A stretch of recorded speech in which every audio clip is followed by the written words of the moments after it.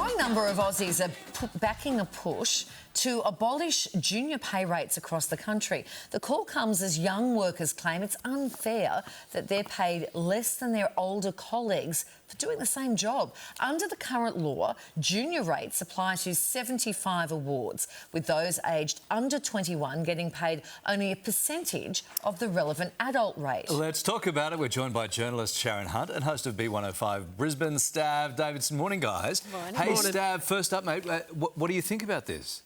I think it's a good idea. If they're doing the same job, they should get paid the same as the older people. And research has shown that if you pay them the right amount, you get 100% less spit in your burger. But I guess the only thing it is teaching them is it's a fair way to do it. And if they are doing the exact same job, they should be getting the same pay as someone who's been there for longer. I think it's a great idea. Plus, the award rates are pretty low. Sharon, many are arguing that the pay should be based on experience, not age. I understand the argument for that, perhaps for people 18 and over. If you are 18, you are legally able to vote, legally able to do all the things as an adult, so you should get paid an adult equivalent wage. It's quite unusual to me, actually, that it only starts at 21. I didn't realise there was that jump. However, for under 18 years of age, in terms of the experience being remunerate to the pay, I don't know. I think there are incentives to have a junior pay rate for people who are of that legal working age around 14, 15, up to 17, because it's going to encourage employers to hire people who are younger. They don't have to pay them as much to train them. Inexperienced, they are going to need more training, more supervision, but you are also, on the flip side, able to give these people their first entry into the workplace. Whereas if you have to pay them the same as someone who's over 18, who's had lots of experience, that incentive isn't there anymore. Yeah, so why would you? Why would you bother taking on a 16-year-old where you could hire an 18-year-old who's going to be more responsible? Okay, that's a good point. Everybody strap in. This is going to be good. A video of a woman using her body to reserve a Gold Coast parking space is going viral. The footage shows the person preventing other drivers from pulling into the empty space before signalling her partner into the spot. A major debate has erupted all over the world, including right here on the couch, about rules for reserving parking. Sharon, Kylie, we'll get to you in a minute, but Sharon, is this savvy? Is this poor etiquette? What is this? No. Oh. No one is allowed to reserve a spot. This is driving etiquette 101. However, I'm going to put a big however. If I'm the person sitting in that driver's seat, watching someone blocking the spot, I'm on my own, I'm a female driver, or I might have my little kids in the car, I wouldn't challenge the person sitting there blocking the spot, because I would be fearful of retaliation, yelling, someone abusing my car, kicking the car, keying the car. Yeah. I think it's a sad indictment on where things are at in our society, that we're fearful of that level of road rage. So although I would be searing on the inside, I would drive on by. It's not right, but I would drive on by. It's a really aggressive thing to do, isn't it, to reserve the spot? Stav, what are your thoughts on this?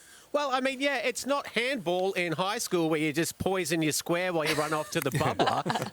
It's not allowed. And I can tell you, being on the down on the Gold Coast, it is a nightmare, the parking down there. I went down there a couple of weeks ago to Broadbeach. I looked for a park for about 45 minutes. I finally found one in Wollongabba, got a train back down to the coast and had a lovely day. There is just no spots down there whatsoever.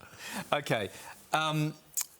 We'll break here because we just want to get Kylie's thoughts on this. No, I'm exactly with the team. Oh, no, As come you on. are. No, I know, but you wanted to have a say, like you were. No, I didn't. I just wanted to say, like, you shouldn't. You can't reserve you just can't reserve a spot. No, you can't. It's just. If you are the reserver, you have some kahunas, because you are about to get in a fight. Because I know, even though I am nervous to go and challenge someone, I know there are a lot of people that would just mow that person straight down. That's exactly why I have a bull bar. Now, finally, a group of holidaymakers has been caught out by a fake furniture scam in a short-term holiday rental. In a since-deleted TikTok, the holiday goers explained their shocking discovery when, after pulling back the sheets on a bed, they found 2 foldable tables in place of a mattress. Oh, no! This is great. Like they're the Bunnings tables. They're like $59.79, depending whether you get the small one or the big one. Yeah. Wow. And an 80-kilo weight problem. My back hurts just looking at What do that you see? table. Look, I've seen many a person sleep on a table in my 20s after a big party, but not when you have paid top dollar for a lovely vacation. In this instance, it was a mum's getaway. I can only imagine the excitement they were having. And then they get there, and then one of the beds looked like this. Luckily, one of the mum's kids got sick, so she couldn't come. So no one had to sleep on the table bed. Funny.